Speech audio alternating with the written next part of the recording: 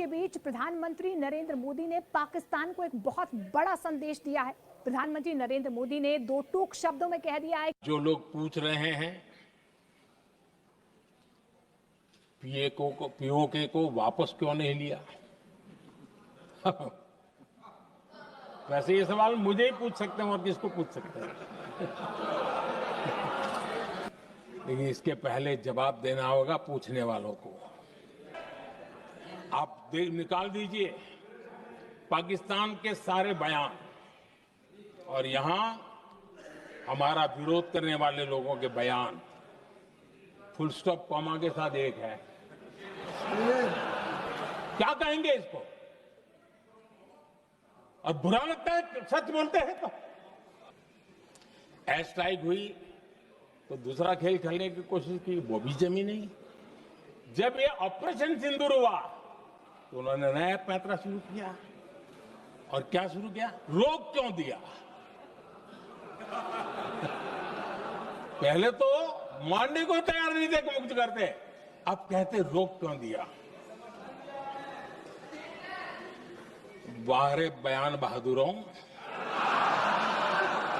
एजाज साहब ये समझाएगा अभी ये जो आज जो शोषा छोड़ा है कि माइंडसेट क्या है इसके पीछे, क्या चाह रहे हैं? जा रहा है भारतीय जनता पार्टी से पूछा जा रहा है कि जी ये जो कल के लुटेरे हैं ये आज इसके मेहमान कैसे बन गए। आदरणीय अध्यक्ष जी, मैं जानता हूं मेरी कुछ बातें चुभने वाली है। 1962 और 1963 के बीच कांग्रेस के नेता जम्मू कश्मीर के पूंछ, उरी, नीलम वैली और किशनगंगा को छोड़ देने का प्रस्ताव रख रहे थे। भारत की भूमि 1966 रण ऑफ कच्छ पर इन्हीं लोगों ने मध्यस्थता स्वीकार की। ये था उनका राष्ट्रीय सुरक्षा का विजन। इंडिया के पार्लियामेंट में एक बहुत ही धांसू धुआंधार तकरीरें हुई हैं, स्पीच हुई है और डिबेट हुई है ऑपरेशन सिंदूर पे जी। और जहां ऑपोजिशन ने बड़े कड़े सवाल किए हैं, वहीं पर जो उनके मिनिस्टर्स हैं उन्होंने तो बड़े ही धुआंधार जिसे कहते हैं ना दो टोक जवाबात दिए हैं। और साथ ही मैं एक और सवाल इस पे ये उठाऊंगी कि वहां पे तो बड़ी कड़ी तनकीद हुई, उनसे कहा गया जी बताएं कितने जहाज गिरे हैं, ये बताएं ऑपोजिशन ने। लेकिन क्या आप समझते हैं कि पाकिस्तान के पार्लियामेंट में कोई ये सवाल कर सकता है कि जरा बताएं कि आपका नुकसान भी कितना हुआ है, कोई हमें थोड़ा सा ये भी बता दे? एक तो मेरा सवाल ये होगा। बहुत मेहरबानी आपकी। आपने कुछ देखा होगा ये जो लोकसभा के अंदर जयशंकर भी बात कर रहे हैं और उनके वजीर दिफा भी बात कर रहे हैं। जरा ये जानना चाहूंगा क्योंकि आप तमाम इस मामले से जुड़े रहे हैं कि आपका रीड आउट क्या है। ये जब वो बार बार बात दोहराते हैं वो क्यों दोहराते हैं, उनके क्या मकासद है, उस पर भी आएंगे। Go ahead. किसकी सरकार ने पीओके पर पाकिस्तान को कब्जा करने का अवसर दिया था? जवाब साफ है, जवाब साफ है।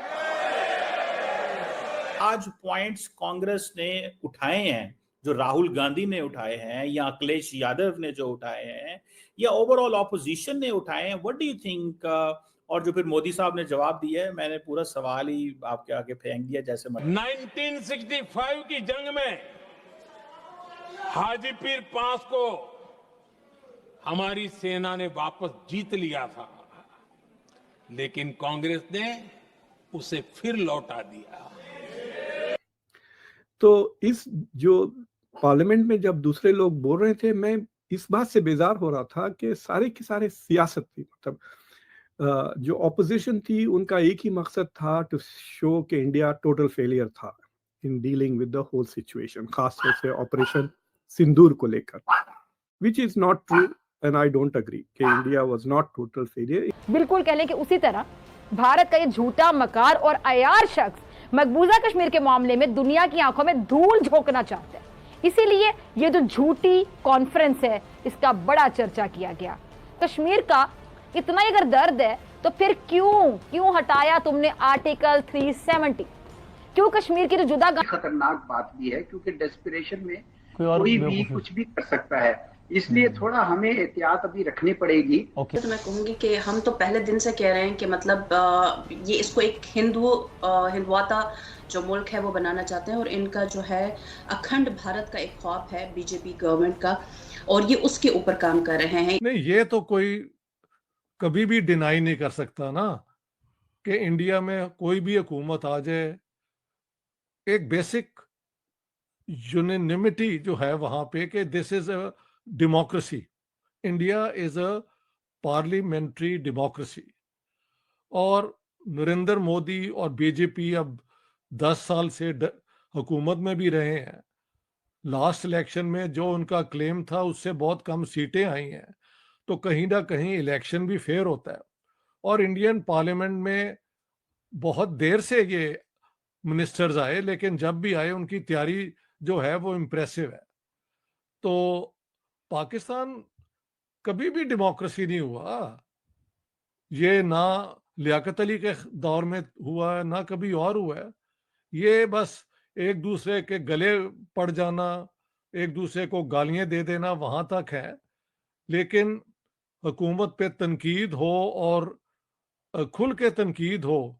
65 वॉर के ऊपर कोई बात नहीं हुई, 71 पे तो ये था कि हम जीत रहे हैं, एंड देन वी लर्नड कि वहां पे तो हमने सरेंडर कर दिया। So Pakistan has never been a democracy in a sort of reliable sense। हाँ, स्पर्ट्स ऑफ डेमोक्रेटिक स्पेसेस मिलते रहे हैं, तो पाकिस्तान में कभी हो ही नहीं सकता कि इस पे ओपन बात हो, क्योंकि जिन्होंने जो जंग में अचीव किया वो भी हम जानते हैं, और जिनका नुकसान हुआ है वो भी हम जानते हैं।